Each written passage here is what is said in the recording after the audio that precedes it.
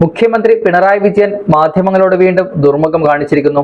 ഏറെ വിമർശനങ്ങൾ ക്ഷണിച്ചു വരുത്തുകയും വിവാദങ്ങൾ സൃഷ്ടിക്കുകയും ചെയ്ത നവകേരള സദസ്സിന്റെ തുടർച്ചയെന്നോണം കണ്ണൂരിൽ സംഘടിപ്പിച്ച മുഖ്യമന്ത്രിയുടെ മുഖാമുഖം പരിപാടിയിൽ നിന്നാണ് മാധ്യമപ്രവർത്തകരെ ഇറക്കിവിട്ടത്. ദളിത് വിഭാഗങ്ങളിൽ നിന്നുള്ള ക്ഷണിക്കപ്പെട്ടവരുമായാണ് മുഖ്യമന്ത്രിയുടെ മുഖാമുഖം നടന്നത്. പരിപാടിയുടെ ഉദ്ഘാടനത്തിന് ശേഷം ഇവരിൽ ചിലർ തങ്ങൾ നേരിടുന്ന പ്രശ്നങ്ങൾ ഉന്നയിക്കാൻ തുടങ്ങിയതോടെ മുഖ്യമന്ത്രി ക്ഷുഭിതനാവുകയും മാധ്യമപ്രവർത്തകരോട് ഇറങ്ങിപ്പോകണമെന്നും ആവശ്യപ്പെടുകയും ചെയ്തു.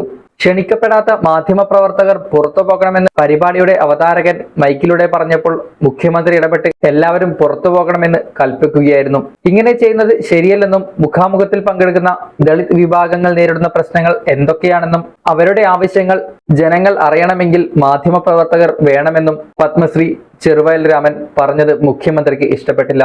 രാമൻ പറഞ്ഞത് സദസ് ഒന്നടങ്കം കരഘോഷത്തോടെ സ്വീകരിച്ചതും മുഖ്യമന്ത്രിയെ അലോസരപ്പെടുത്തി. ചർച്ചകൾ വെച്ച് തെറ്റായ വാർത്തകൾ നൽകുമെന്നും അതുകൊണ്ടാണ് മാധ്യമപ്രവർത്തകരെ ഒഴിവാക്കിയതെന്നും മുഖ്യമന്ത്രി പറഞ്ഞു.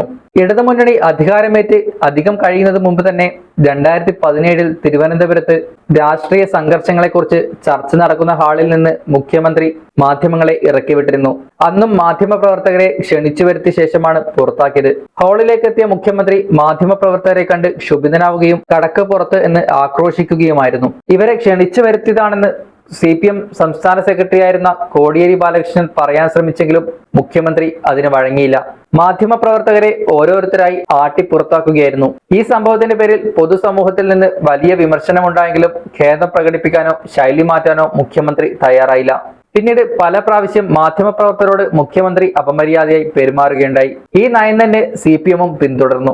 വാർത്താ സമ്മേളനത്തിൽ ചോദ്യങ്ങൾ ഉന്നയിക്കുന്ന മാധ്യമപ്രവർത്തകരെ അധിക്ഷേപിക്കുകയും തട്ടിക്കയറുകയും ചെയ്യുന്നത് മുഖ്യമന്ത്രി പതിവാക്കി. ചോദ്യത്തിന് മറുപടി പറയാതെ ഏകപക്ഷീയമായി പ്രസംഗിക്കുകയും വാർത്താ സമ്മേളനം പൊടുന്നനെ അവസാനിപ്പിക്കുകയുമൊക്കെ പല കോണുകളിൽ നിന്നും വിമർശിക്കപ്പെട്ടു.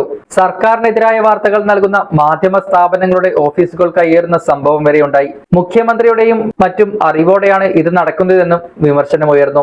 നവകേരള സദസ്സിലും മാധ്യമപ്രവർത്തകർക്ക് CPM നേതാക്കളുടെയും മുഖ്യമന്ത്രിയുടെയും അധിക്ഷേപങ്ങൾ സഹിക്കേണ്ടി വന്നു.